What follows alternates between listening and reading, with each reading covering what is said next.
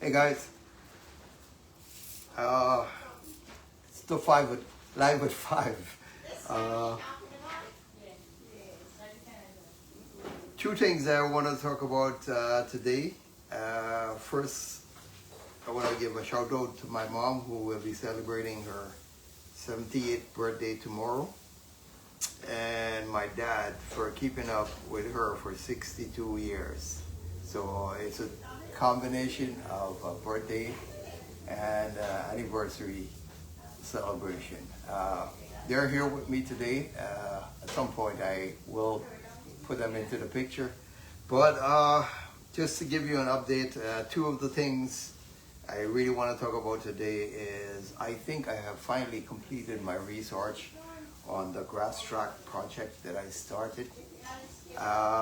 It has brought me into contact with some phenomenal people. Let me see if I can share this to the group.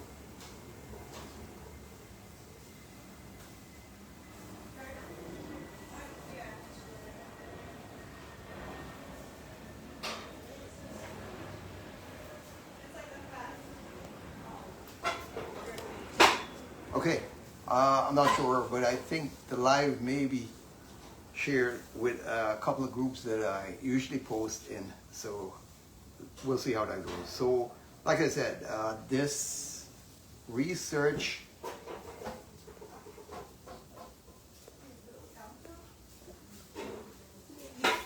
has put me into, hi Dira, your cousin is outside.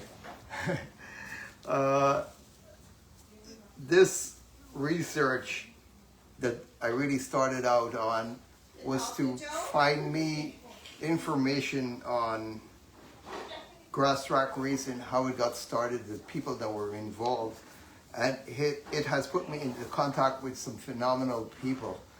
I can't explain to you the feeling of talking to these people, what it means when you finally get a hold of them. And today's session is actually going to be dedicated to a special gentleman, Mr. Peter Da Silva. He was the hardest to find, but I finally found him in Naples. Rather, I would like to say he found me, or however it worked out. But I had been looking for him for over 2 months, and I had given up all hopes of finding him. You know, I got a few leads on him that didn't work out, but finally he liked a picture on one of the posts that I had for the 2 months. And so I then reached out to him on that contact information. He responded, and I am so glad. Of all the people, he's the most interactive person, you know, that I've come into contact with from that era of time. Something in our, I don't know, something about our composition or something. We kind of clicked upon, you know, sharing information.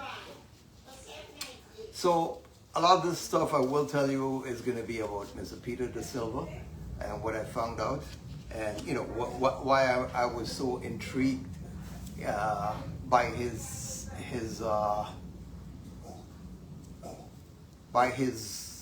record. I actually had laid my hands on a lap sheet that he sets on the circuit. That's what's very interesting. I started researching this guy as a grass track rider, and very little was mentioned about his performance on the circuit. But somewhere in the back of my mind, somewhere in the 90s, I had come into contact with a lap record sheet that was owned by Mr. Ray Hammond that had a number, you know, on it, 37.12. That was the standing lap record set sometime back in the 70s and was unbreakable with all the advancing technology in the 90s, rotaries, you name it, you know, the record stood there. And Mr. Ray Hammond was fascinated by wanting to break this record. So he actually had the actual lap sheet. So when I started researching Mr. De Silva as a grass track rider, I kept asking myself, but is this the same guy who, you know, set the lap record on the circuit? And most of the grass track people, you know, didn't tie that information together for me. So it wasn't until that I confirmed with him, you know, he was a holder of the lap record for over 15 years standing. That, you know, am I able to give you this information? Anyway, I want to say shout out to Miss Sharmila Singh on the Essequibo Coast from Mainstay. So that's the second part of my my life. That's giving you an update. So the Mainstay Motocross has held their second annual event with a resounding success. It is so good that I had a talk with Mr. Joel Fredericks yesterday. And because, good afternoon, Sharmila. And because, I'm saying your name wrong, Sharmala Singh. I had a discussion with Mr. Joel Fredericks yesterday, and based on the riders not having a track in Georgetown at present that they can facilitate spectators, he is seriously considering trying to see if he can get a second event in for 2024 on the Essequibo Coast. So guys, stand by. Mr. Joel Fredericks is very interested in keeping a second event before the year is out. So I will keep you informed. And I want to say thank you to the awesome group, the Mainstay Motocross group that put this event together. Mainly Mr. Joel Fredericks, Jem Pearson Fredericks, his wife, Sharmala, who did a lot of coordinating in getting this this event off. This year they had 18 events, according to Mr. Fredericks. They had like 50cc beginners class. They had 65cc, 85cc, 125cc, 250cc, and the quads. They had a total of 18 events, which was phenomenal. During my time, the most we would get done is probably 12 or 13 events, you know, with a 25 lap in the end that brought the curtain down. But to run 18 events on a day like last Sunday, that's a phenomenal accomplishment. I want to take my hats off to Mr. Joel Fredericks for putting on that kind of a show. It's awesome that, you know, after all these years, we can have all this activity going at that pace. Phenomenal, phenomenal, phenomenal performance from the Mainstay group. I would also like to say, you know, it has always been my vision to stay in my garage, to stay in my garage and you run an event or help coordinate the event of such magnitude, just based on your knowledge and input that you can, you know, give to the participants and the organizers of the event. So he has made a second dream of mine come true. First, like I said all along, 30 years ago, I had a vision. You know, I said, you know, when motocross comes to Guyana, there's tracks, one in Berbice, one in Georgetown, and one in Essequibo. So he made that dream come true. Secondly, I always felt, based on the knowledge I had acquired over the years, organizing, participating, being a all of this knowledge, I wanted to put it to use someday. And it wasn't until I was asked by a brother of mine, Mr. Ravi Singh, to come to Guyana and launch the motocross racing for them. Did I find where I fit into my new category, it had always bothered me, you know, like when I get old, how am I going to enjoy my sport? How am I going to continue to love it? I just had to figure out, you know, where I would fit in. And being invited last year to the motocross, launch of the motocross racing, it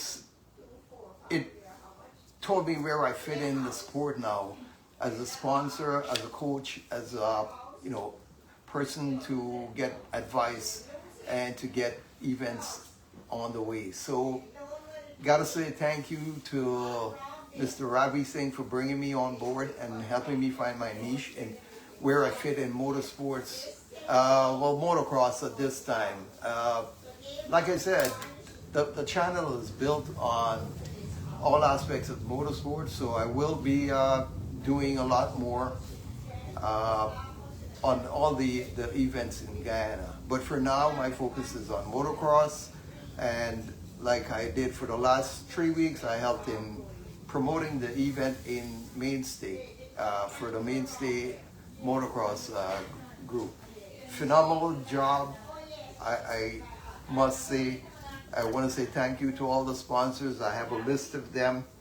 I'm gonna call out individually the people that supported and a few others that I don't have. Let me see if I can grab that list right now.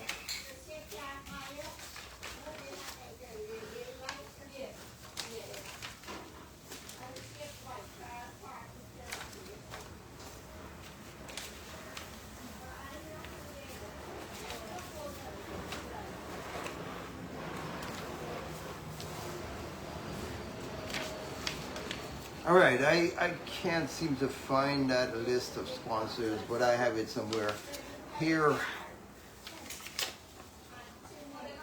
I'm gonna get it together shortly. Okay, so here are a few of the people. Ryan's Variety Store, the Regional Democratic Council, Park Raid, which is Mr. Ray Rahman. I myself sponsored the 85cc trophy, which I did last year for the Mainstay Motocross as well, 2023. So far, I have sponsored 5 Champion Rider trophies in the motocross racing in Guyana, and I would continue to sponsor as long as I'm available, and I have the chance to do so.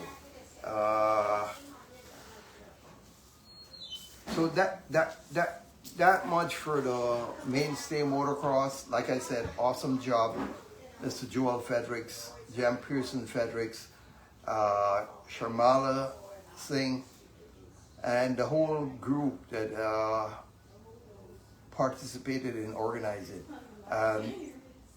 Not forgetting the riders, the Motor Sharks of Georgetown, the Red Earth Riders of Bartica, and Mainstay riders.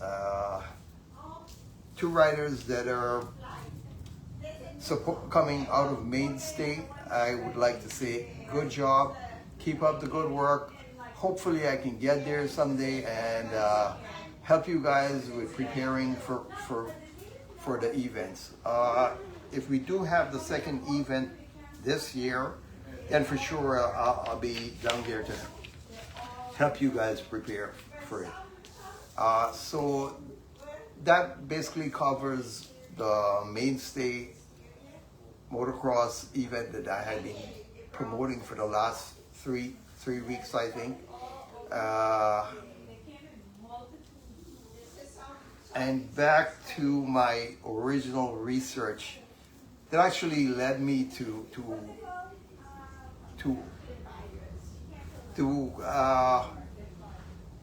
make this channel come alive. I said before I had been toying with the idea for a very long time, and finally I got started on it based on you know, the research I wanted to do. So like I said, I spent 4 to 6 weeks trying to find the riders that started grass track racing in Guyana. And like I said, it took me to finding some really, really great guys. The last of whom is Mr. Peter Da Silva. And it has led me to understand a few things in life, like when someone says, put it in writing, I know exactly what they mean now. All the people that I were looking at, Mr. Kamil Hanif, Mr. Clyde Nigikeen, Mr. Peter Harding, Rennie Carriga, Steve Denarberga, Keith Ramdarine, Rupert Clark, Terrence Clark, Joe Casta, Baba Lenny Samaru, Victor Pires, Stanley Ming, Colin Ming, Nasir Hassan, Frankie Vieira, John Tice, Errol Tenpau, Elson Tenpau, Nigel Ferreira, Crispin Ferreira. These are all people that I had heard of during my my getting involved in grass track racing. But one phenomenal thing stood out, something in writing that I had come across during the 90s as a team manager for Ray Rahman, like I said before. It was a lap record sheet that he kept. He was fascinated by the number on this lap record sheet. It was 37.12, which was a lap record set by Peter Da Silva, who happened to start his racing career on the grass. So that's how I ended up researching this guy. As soon as I saw the name, I said, I was curious, was he the guy that set the lap record in the escort in the 70s? And I asked a few guys from the grass tracking era, but they weren't very sure. A lot of them claimed, well, they were locals to Ogle. That I got most of my information from the people out of Ogle. They put me in contact with Mr. Kamil Hanif, Mr. Cecil Chetu, sister and brother-in-law, who gave me the information. Mr. Shah Ali. Most of the information came from the people in Ogle. Of course, they're living here in the States and some in Canada. Some in Canada. But that's how I got most of the information. I didn't post anything that I did not confirm by talking to some people. So in the case of Mr. Joe Castor, I spoke to his nephew. His nephew reached out to me, sent me pictures because he passed away. Bundar, I don't remember his correct name. Someone sent me the picture of him, and that's how I posted the pictures. So everything that I did, I came into contact with someone before I would post this information. Some of the people that I did not place a lot of emphasis on is the people that I met when I came into racing. People like Stanley Ming, Jad Rahman, Ray Rahman, Stuart Stevenson, Ivan Allison. These are people that I met in person when I entered the racing arena. So I kind of knew these people. So I don't know how to put it, but it wasn't like, I wasn't really, intrigued by them. The people I was intrigued by were the people I heard of so much, but never, we never had any contact with them. So that would be like Mr. Kamil Hanif, Peter Da Silva, Rennie Carriga,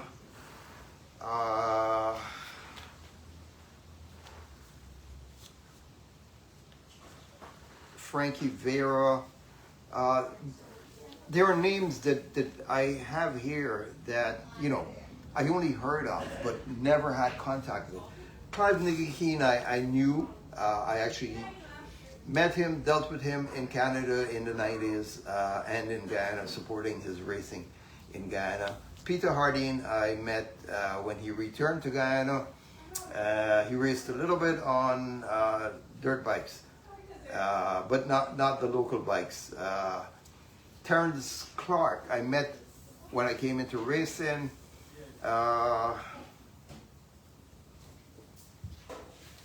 Rennie Carriga I met at the circuit visiting from Canada. Stephen Dinabriga, he came back one night when we had grass track at GFC, and he took a ride on my bike. So I met him personally. I kind of did not focus a lot on these guys because, like I said, Stanley Ming, Colin Ming, Nasser Hassan, who's my cousin, I met them, and I kind of knew them all along, so I may have not placed a lot of emphasis on them, but they're a big part of my racing. But they were there in person, so I kind of not place so much emphasis on them. I want to apologize for not, highlighting them. They are in my search. They were important. It's just I knew them, so I kind of, didn't place that much emphasis. People that really intrigued me were the people that I heard so much of, but had never come into contact. And like I said, there were just a few of them. Mr. Kamil Hanif, Mr. Peter De Silva, but he was there for a different reason. Like I said, he was there because of a certain lap record that he was holding. And even though I kind of found him in the grass track research, I always thought in the back of my mind, this is a guy that held the lap record. So after talking to him, I confirmed that information. Then I confirmed with Mr. Ray Rahamon, yes, that's the guy.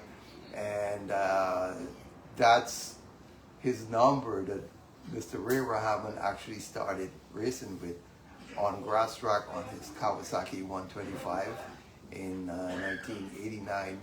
88, 89, and he explained to me that Pete is a guy that found his first RX-7 along with a friend in Naples, Florida. They bought that RX-7, prepped it, and shipped it to Mr. Ray Rahamon in the 90s as his starting car. He then proceeded to have work done to the car to the fullest extent, started participating and reviving the Caribbean Motor Racing Championship, of which I was part of Mr. Ray Rahamon team in putting the CMRC together. I was his team manager mostly in Trinidad and helped out in Georgetown. He's the guy that reached out to Trinidad first, then Jamaica and Barbados, and he's the one that was instrumental in bringing back the CMRC. This year I'm hoping he gets some recognition for that. I've reached out to the club and told them, I'm working on this aspect of recognizing all these older guys, and let's see where it goes from there.